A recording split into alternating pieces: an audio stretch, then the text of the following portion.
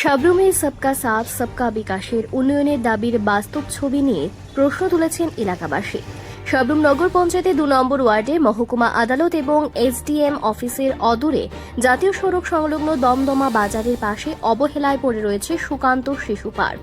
স্থানীয়দের অভিযোগ, একসময় শিশুদের বিনোদনের অন্যতম জায়গা হলেও দীর্ঘদিনের রক্ষণাবেক্ষণের অভাবে এখন সেটি কার্যত ধ্বংসস্তূপ। বাসিন্দাদের দাবি, কয়েক বছর আগেও পার্কটির পরিবেশ ছিল সুন্দর এবং শিশুদের জন্য ছিল বিভিন্ন খেলাধুলোর ব্যবস্থা। বর্তমানে দোলনা, স্লিপ সহ একাধিক সরঞ্জাম জং ধরে নষ্ট হয়ে পড়ে রয়েছে। পার্কের ভেতরে থাকা কবি সুকান্ত ভট্টাচার্যের মূর্তিও যথাযথ রক্ষণাবেক্ষণের অভাবে অবহেলিত অবস্থায় রয়েছে বলে অভিযোগ। শুধু খেলনা নয়, পার্কের চারপাশে গজিয়ে উঠেছে বড় বড় জঙ্গল, জমেছে আবর্জনার স্তূপও। ফলে শিশুদের খেলাধুলোর নিরাপদ পরিবেশ তো দূরের কথা, পার্কে ঢোকার পরিস্থিতি নেই বলে অভিযোগ স্থানীয়দের। এলাকাবাসীর প্রশ্ন, প্রতিদিন জনপ্রতিনিধি এবং শাসক দলের নেতারা এই রাস্তা দিয়ে যাতায়াত করলেও বছরের পর বছর ধরে পার্কটির এই দশা তাদের নজরে পড়ে না কেন? রাজ্য জুড়ে উন্নয়নের প্রচারের বিপরীতে একটি শিশু পার্কের এমন পরিণতি সরকারের রক্ষণাবেক্ষণ ব্যবস্থা নিয়েও প্রশ্ন তুলছে।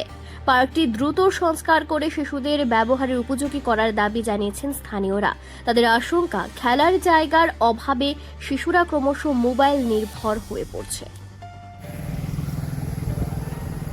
আমার পেছনে দেখতে পাচ্ছেন, এগুলো সাবরুম দমদমা সুকান্ত পার্ক। শিশুদের খেলাধুলারই অনেকগুলো জিনিস ছিল। আজ থেকে প্রায় 10-12 বছর আগে এই পার্কটার পরিকাঠামো ছিল অত্যন্ত সৌন্দর্য, মানে ছোট ছোট শিশুরা এখানে এসে খেলাধুলা করত। গত 10 থেকে 12 বছর এই পার্কের অবস্থা অত্যন্ত ভয়ানক। বন জঙ্গল হয়ে আছে। সাবরুম নগর পঞ্চায়েতের 2 নম্বর ওয়ার্ডের এই পার্কটি ঠিক জাতীয় সড়কের পাশে, এনএইচ রোডের পাশে। উপরে আছে নগর পঞ্চায়েত, পাশে আছে কোর্ট, এসডিএম অফিস। অত্যন্ত সেন্সিটিভ একটি জায়গায়, শিশুদের বিনোদনের একটি জায়গা, কিন্তু দেখুন পার্কটার কী অবস্থা। আমরা অনেকবার এখানে স্থানীয় নাগরিক হিসেবে অভিযোগ করেছি, সাবরুম নগর পঞ্চায়েতের কোনো ভূমিকাই দেখাচ্ছে না এখানে।